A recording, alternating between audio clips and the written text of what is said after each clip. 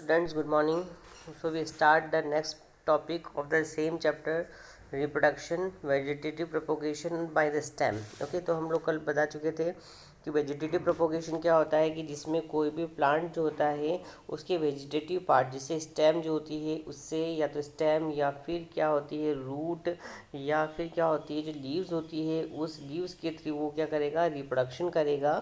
वह कहलाती है वेजिटेटिव प्रोपोगेशन, क्योंकि उसमें जो फ्लावर्स होते हैं वो रिप्रोडक्टिव पार्ट होने के बाद भी वो जो हैं वो अनेबल होते हैं, उनके जो सीड्स होते हैं वो अनेबल होते हैं कि वो किस में ग्रो हो सके, न्यू प्लांट्स में।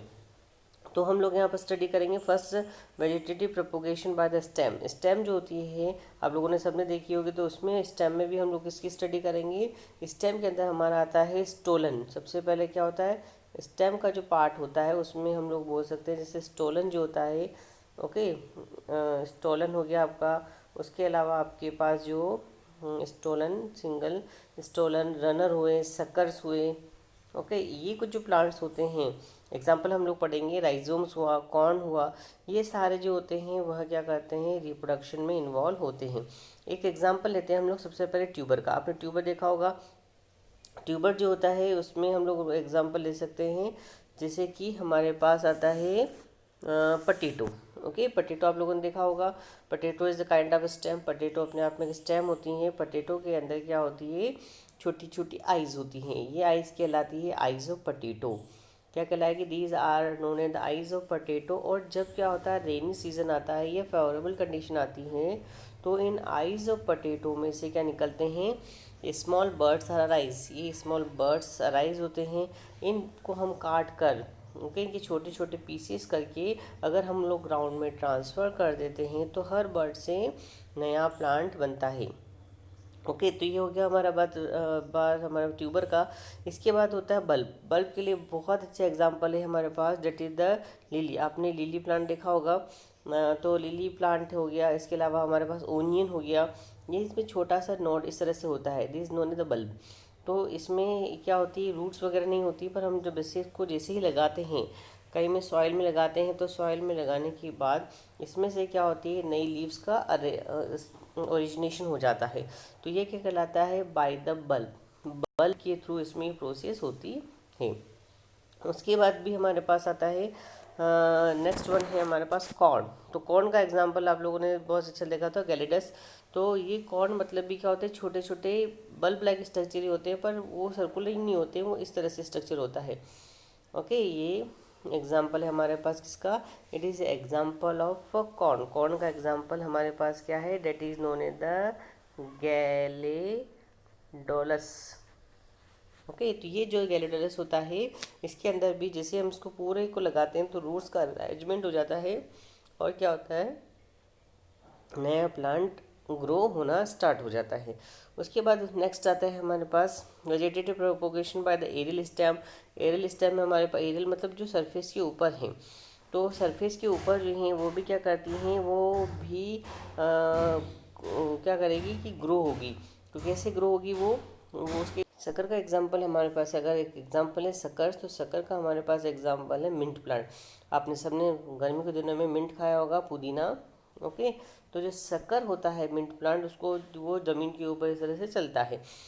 जब हम इसको जिसकी जो स्टेम होती है, जब वो ज़मीन पर टच होती है, तो ज़मीन पर टच होने के बाद क्या होता है कि जहाँ पर ये टच होती है वहाँ पर क्या राइज हो जाती है, रूट्स राइज हो जाती है। ओके, और जहाँ से रूट अराइज होती है वहाँ से हम उसको काट दें और लगा दें तो क्या हो जाता है, डेट इज से ग्रो इनटू न्यू प्लांट। उसके बाद रनर का एग्जांपल, रनर का बहुत अच्छा एग्जांपल हमारे पास होता है। वो रनर का एग्जांपल है हमारे पास कौन सा, that is known as the strawberry. Strawberry जो प्लांट होता है, स्ट्रॉबेरी में भी क्या होता है कि ये मेन प्लांट होता है और इस मेन प्लांट से ब्रांचेज ज़मीन पर रन करती है। ओके, रनर का मतलब ही क्या करती है, अगर ये रन करती है तो यहीं पर इसमें क्या होंगे, नए प्लांट्स ग्रो होना स्टार्ट हो जाएंगे। That is known as the runner. An example of the runner is the strawberry. इसका एग्जाम्पल हमारे पास क्या बनता है, स्ट्रॉबेरी बनता है। ओके, इसके अलावा भी हमारे पास नेक्स्ट एग्जाम्पल है, that is the by the leaf. Okay, next हमारे पास क्या है, लीफ। तो लीफ के लिए आपके पास बहुत अच्छा एग्जाम्पल है ब्रायरोफाइलम। ब्रायरोफाइलम जो होता है, ये प्लांट में फ्लावर भी लगते हैं, ऐसा नहीं फ्लावर नहीं लगते, इसमें फ्लावर भी लगते हैं, बट क्या होता है कि जब यह प्लांट लीफ के साथ ही कहाँ पर लगा हुआ है, ये प्लांट लीफ के साथ ही लगा हुआ है प्लांट्स के ऊपर, है ना, सॉरी लीफ जो है वो प्लांट्स के ऊपर लगी हुई है। और उस समय क्या होता है, जब फेवरेबल कंडीशन अवेलेबल होती है तो इसकी जो नोचेस होते हैं, ये नोचेस बता रहा है कि इन नोचेस से क्या होना स्टार्ट हो जाती है, नए बर्ड्स ग्रो होना स्टार्ट हो जाते हैं। Okay, new buds are rise from them, इससे नए बर्ड्स ग्रो होना स्टार्ट हो जाएंगे।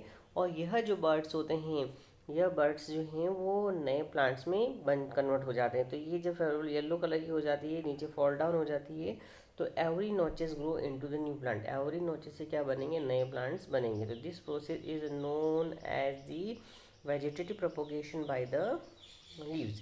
इसके बाद नेक्स्ट मेथड बनते हैं आर्टिफिशियल मेथड में।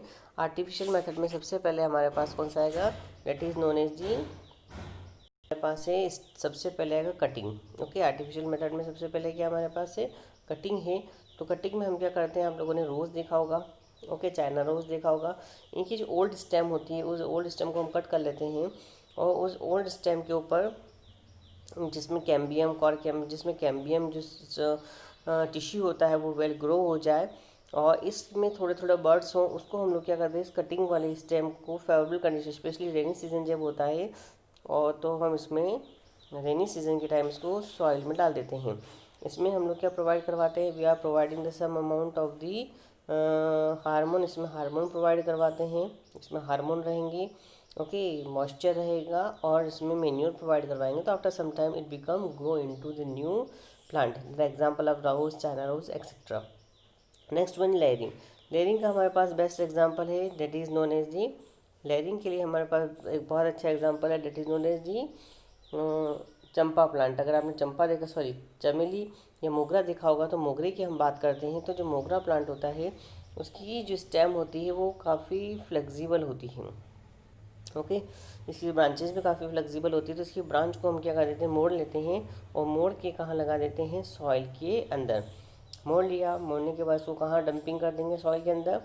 यहाँ पर हम इसको क्लिपिंग कर देंगे, क्लिप से इसको अंदर की तरफ मोड़ देंगे, वाटर की अवेबिलिटी कराएंगे, इसमें यहाँ पानी डाल देंगे, ओके, और क्या डाल देंगे, availability of water and manure भी प्रोवाइड करवा देंगे। मैन्योर प्रोवाइड करने के बाद यहाँ से क्या ग्रो होने लगेगी, स्टेम ग्रो होने लगेगी। तो रूट्स ग्रो होने लगेगी, और हम इसको डिटैच कर देंगे, यहाँ से काट देंगे, और काट के दूसरी जगह ट्रांसफ़र कर देंगे। That is known as the layering. ये चीज़ क्या कहलाती है, हमारी लेयरिंग कहलाती है। इसके बाद इसमें आती है ग्राफ्टिंग। तो ग्राफ्टिंग के लिए हमारे पास क्या होता है कि मान लीजिए एक प्लांट होता है, उस प्लांट के अंदर अच्छे फ्रूट्स नहीं लग रहे हैं या अच्छे फ्लावर्स नहीं लग रहे हैं, तो हम उसमें एक ही प्लांट के ऊपर बहुत सारे तरह के क्या लगा सकते हैं, स्टेम लगा सकते हैं, फ्रूट्स लगा सकते हैं, ओके। तो यहाँ पर हमारे पास क्या होगा कि ग्राफ्टिंग के लिए सबसे पहले हम क्या करेंगे कि जो प्लांट है उस प्लांट की एक स्टेम को सिलेक्ट आउट करेंगे। जैसे कि ओल्ड स्टेम है, उस स्टेम को हम लोगों ने क्या किया, सिलेक्ट किया, इसको यहाँ से काटा। तो जो हमारे पास ग्राफ्टिंग के लिए दो तरह की चीज़ बचेगी, जिसमें रूट सिस्टम प्रेजेंट होता है, यहाँ इसके अंदर रूट्स होती हैं, ये हमारा क्या हो जाएगा, that is known as the stock. उसको हम लोग क्या बोलेंगे, स्टॉक बोलेंगे। और इसके ऊपर हम जो नया ग्राफ्ट करके same size of the stem, same size stem वाला जो नया स्टेम लगाएंगे, और ये तो ओल्ड वन हो गई, और नई वाली लगाएंगे, क्या हो जाएगा आपका साइकन, ओके। ये जो साइकन होता है वो इस पर लगा दिया। अब इसको हम लोगों ने बहुत टाइटली क्या कर दिया, बांध दिया। टाइटली बांधने के बाद क्या होता है कि आफ्टर सम डेज, थोड़े दिनों बाद क्या होता है कि यहाँ पर नई वैरायटी के जो फ्रूट्स होते हैं, फ्लावर्स होते हैं, वो लगना स्टार्ट हो जाते हैं। यहाँ पर हम क्या कर सकते हैं, ओल्ड वैरायटी को ऑब्टेन कर सकते हैं। तो ये चीज़ जो होती है, it is known as the grafting. ये ग्राफ्टिंग की प्रोसेस होती है। इसमें आप जो हैं वो rose, China rose, different types of fruits, वो बहुत सारे फ्रूट्स एक ही प्लांट्स के ऊपर आप लोग ले सकते हैं।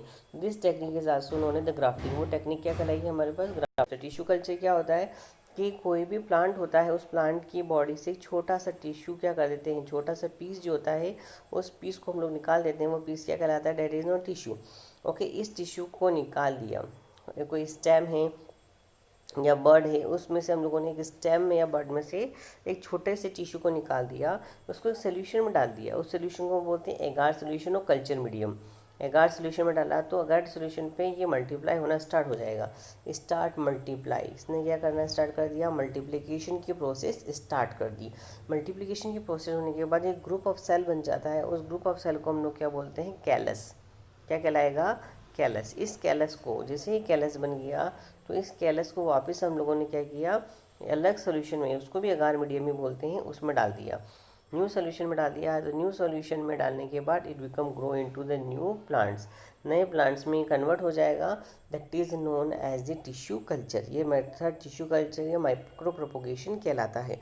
तो इस माइक्रो प्रोपोगेशन या टिश्यू कल्चर के एडवांटेजेस क्या होते हैं। टिश्यू कल्चर जो होता है ये ऐसी टेक्निक है जिसमें कि लार्ज नंबर ऑफ प्लांट जो होता है हम लोग शॉर्ट टाइम पीरियड में ग्रो कर सकते हैं और स्पेस की रिक्वायरमेंट भी नहीं होती। तो less requirement of space and short period. इसमें जो डिसीज़ होती है, जैसे दूसरे प्लांट में जो डिसीज़ आती है वो डिसीज़ आने के चांसेस कम होते हैं। तो this plant are disease free.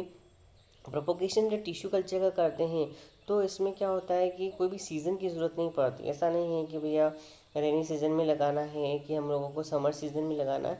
So there is no particular seasonal availabilities है, उसमें सीजन की रिक्वायरमेंट नहीं होगी। उसके बाद क्या होता है कि ऐसे बहुत से ऑर्नामेंटल प्लांट्स भी होते हैं, जैसे ऑर्किड हुआ, धलिया हुआ। ओके, तो इन प्लांट्स को भी हम इजीली टिश्यू कल्चर के मेथड द्वारा आसानी से लगा सकते हैं।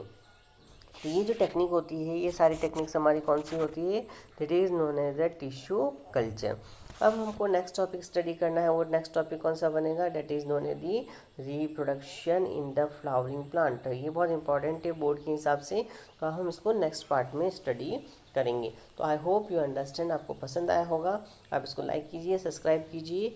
Okay, thank you and